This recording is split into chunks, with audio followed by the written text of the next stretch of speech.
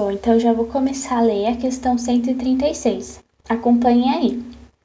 Numa atividade de treinamento realizada no exército de um determinado país, 3 equipes, alfa, beta e gama, foram designadas a percorrer diferentes caminhos, todos com os mesmos pontos de partida e de chegada. A equipe alfa realizou seu percurso em 90 minutos, com uma velocidade média de 6 km por hora. Notem que eu grifei tanto os 90 minutos quanto os 6 km por hora, porque vão ser com certeza informações relevantes para a gente resolver a questão, tá? Continuando. A equipe beta também percorreu sua trajetória em 90 minutos, mas sua velocidade média foi de 5 km por hora. E com velocidade média de 6,5 km por hora, a equipe gama concluiu seu caminho em 60 minutos. Com base nesses dados, foram comparadas as distâncias de beta, de alfa e de gama percorridos pelas 3 equipes. A ordem das distâncias percorridas pelas equipes alfa, beta e gama é... Ok, então o que o problema nos traz? Ele diz quanto tempo cada equipe demorou para realizar esse trajeto, cuja distância o problema não informa, e também nos diz qual foi a velocidade média que cada equipe empregou para poder percorrer essa distância, certo? Então, beleza. Então, tendo essas informações, notem aqui no próximo slide que dá para a gente construir uma tabelinha reunindo essas informações para ficar mais fácil da gente resolver o problema. Então, vejam, ó, a equipe alfa concluiu em 90 minutos, que é o mesmo que dizer que é 1 hora e 30 minutos, e a sua velocidade média foi de 6 km por hora. Equipe beta, então, também em 1 hora e meia, e a velocidade foi de 5 km por hora.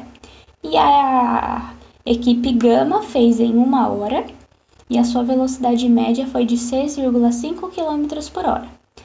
Bom, com essas informações, é possível a gente criar uma regra de 3 simples e a gente consegue descobrir qual foi a distância que cada equipe percorreu. Veja, ó, vou fazer da equipe alfa bem passo a passo, vamos juntos.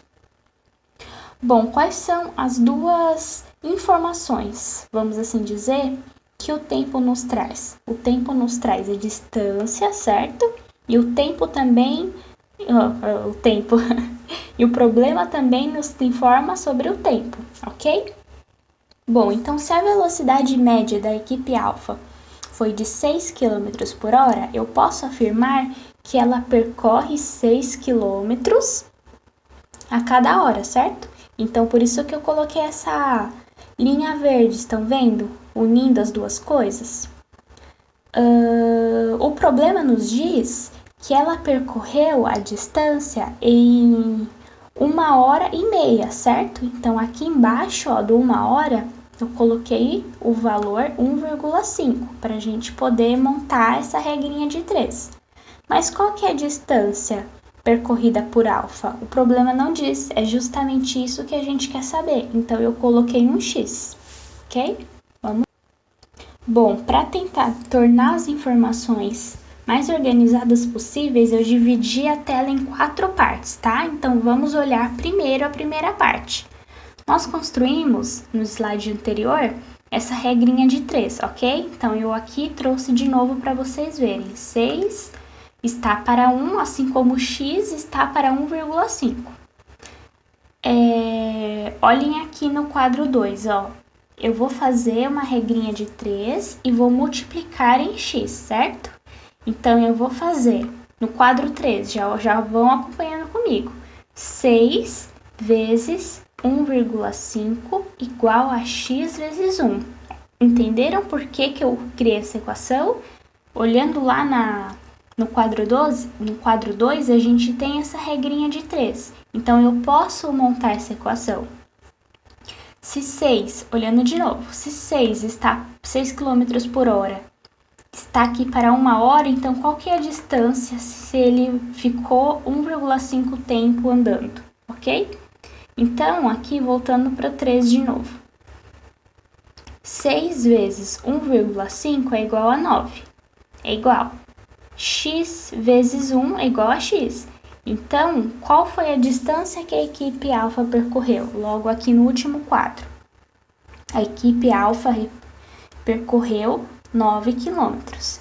O mesmíssimo raciocínio eu vou empregar para descobrir qual foi a distância que beta percorreu e gama percorreu, ok? Então, mais uma vez, vamos olhar para o quadro 1. Era para estar 1 aqui, vou colocar no próximo slide. Percebam que eu fiz exatamente a mesma coisa que a gente fez para o alfa, mas agora eu vou usar os valores da tabela lá de beta, tá vendo? Ó? Consultem lá as informações que estavam aqui, as informações que estão aqui nesta tabelinha, vamos assim dizer, que não é bem uma tabela, né? Mas as informações que nós colhemos, a gente vai jogar aqui. Então, se a velocidade média da equipe beta era 5 km por hora, então 5 km está para 1 hora, assim como qual foi o valor que ela usou? 1,5 horas para concluir o percurso, certo? Está para o quê? X, que é a distância que a gente quer encontrar. Fazendo a multiplicação cruzada, nós temos 5 vezes, lá, olhem comigo aqui no quadradinho 2, 5 vezes 1,5 é igual a x vezes 1. 5 vezes 1,5 é 7,5 igual x vezes 1 é x. Logo, a distância percorrida por beta foi de 7,5 km. Mesmíssima coisa eu faço aqui, ok? Gama, então. Equipe gama, a sua velocidade média é 6,5. E ela faz isso por hora. Então, se ela demorou 1 hora para poder concluir o seu percurso, então qual que é o valor de x? É óbvio, certo? Que a distância então que ela percorreu foi 6,5 km. Vocês conseguiram ver que essa informação ela já está dada? Se em 1 hora ele anda 6,5 km, é óbvio que se ele ficou 1 hora na competição, ele andou esses 6,5 km. Perfeito? Feita todas essas contas, então, observem comigo aqui no quadro 1. Nós temos que a distância percorrida por alfa foi 9 km. A distância percorrida por beta foi 7,5 km. E a distância percorrida por gama foi 6,5 km. Com essas informações, a gente já consegue analisar as alternativas. Quando a gente olha as alternativas, olhem comigo aqui no quadradinho 2. Que não é um quadrado, né? Tá mais para retângulo, mas vocês perdoem esses erros, tá? Nós temos esses dois sinais aqui, que é o maior que e menor que. Quando eu estava no ensino fundamental, a professora ela dizia que a parte aberta fica em direção do maior número, enquanto que o biquinho fica na direção do menor número. Então, é assim que a gente vai ler. Quando a gente vê esse Vzinho para a esquerda, é maior que. E esse Vzinho deitado para a direita é menor que. Não sei se deu para compreender. Mas vamos lá. Para o quadrinho 3, eu acho que vai ficar mais claro. O que a gente pode concluir, então? Que a distância alfa, leem comigo, é maior que a distância de beta, certo? Por quê? Porque 9 é maior que 7,5, certo? E da mesma forma, a distância de beta é maior que a distância de gama, porque 7,5 é maior que 6,5, certo? E da mesma forma, a gente pode falar que a delta gama, que a distância de gama é menor que a distância de beta, porque 6,5 é menor que 7,5, e da mesma forma eu posso dizer que a distância de beta é menor que a distância de alfa. E essas informações são a mesma coisa, percebem? E olhando lá nas alternativas, a alternativa que me fala o que está no quadrinho 3 é a alternativa A, certo? Alguma dúvida? Questão 137. O colesterol total de uma pessoa é obtido pela soma da taxa do seu colesterol bom com a taxa do seu colesterol ruim. Os exames periódicos realizados em um paciente adulto apresentaram taxa normal de colesterol bom, porém taxa do colesterol ruim, também chamado de LDL, de 280 mg por decilitro. O quadro, então, ele apresenta uma classificação de acordo com as taxas de LDLs em adultos. Então, vai de ótima a muito alta, ok? De acordo com o valor dessa taxa, tem essa classificação. O paciente, seguindo as recomendações médicas sobre estilo de vida e alimentação, realizou o exame logo após o primeiro mês e a taxa de LDL reduziu 25%. No mês seguinte, realizou um novo exame e constatou uma redução de mais de 20% na taxa de LDL. De acordo com o resultado do segundo exame, a classificação na taxa de LDL do paciente é... Então, vamos lá. Vamos organizar as informações que são dadas e aqui nesse slide a gente tem a organização das informações que o problema nos traz. Então, a taxa do primeiro exame deu 280, certo? E o que o problema me diz? Me diz que houve uma redução de 25% desses 280. Então, para a gente saber quanto que reduziu, é só a gente pegar 280 e tirar 25% desse 280. Mas primeiro a gente precisa saber quanto que vale 25% de 280, certo? Então, olha, na terceira linha, então, como é que a gente faz para descobrir quanto que é 25% de 280?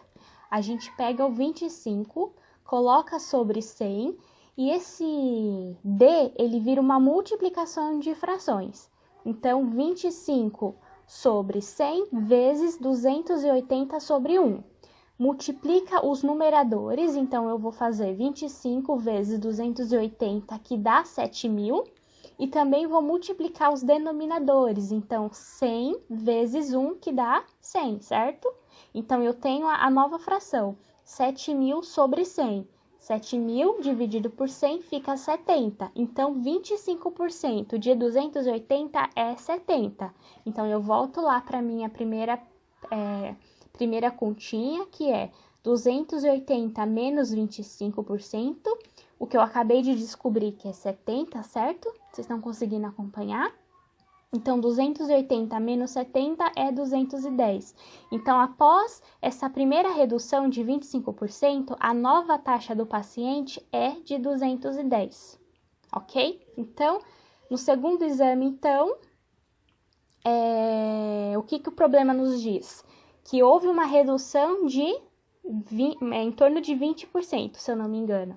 Só que esse 20% não é mais de 280, esse 20% é de 210, que é essa nova taxa que a gente descobriu na conta anterior, certo? Então, vamos lá.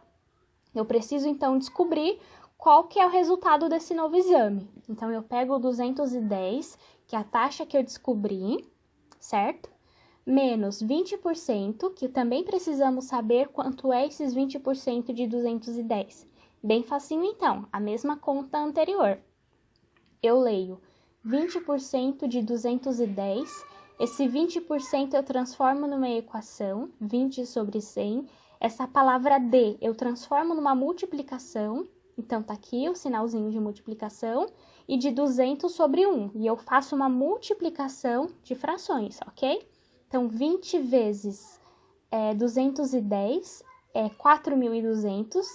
E 100 vezes 1 é 100, certo? 4.200 dividido por 100 é 42. Então, quanto que vale 20% de 210? 42. No próximo slide, então, vamos lá. Eu volto, então, no meu raciocínio. 210 menos 20% desses 210 é igual a 210 menos 42, que é o valor que eu descobri na continha anterior, certo? Que vai dar 168. Então, essa é a taxa obtida no novo exame, no último exame, né? 188. Voltando, eu tenho que observar a tabela para conseguir responder a questão. Perguntando que, de acordo com o resultado do segundo exame, qual que é a classificação da taxa de LDL desse paciente? Se deu 168, eu vou ver aqui, ó. Onde está esse 168? 168, vocês concordam que está sempre entre 160 a 189, ok? Então, qual que é a taxa? Alta. Qual que é a alternativa que me diz que a classificação da taxa é alta? É a alternativa D. Então, a resposta do caderno amarelo é a alternativa D, certo? Bem mais tranquilo, né? Alguma dúvida? Coloquem lá nos comentários. Bom, então esse foi o primeiro vídeo do canal, tá? Eu pretendo resolver mais questões, não só do Enem, mas também de outros vestibulares, também intercalar esse esquema de resolução comentada com videoaulas e outras coisas mais que vocês pedirem, que vocês forem precisando, tá bom? Desejo bons estudos e até mais. Beijo!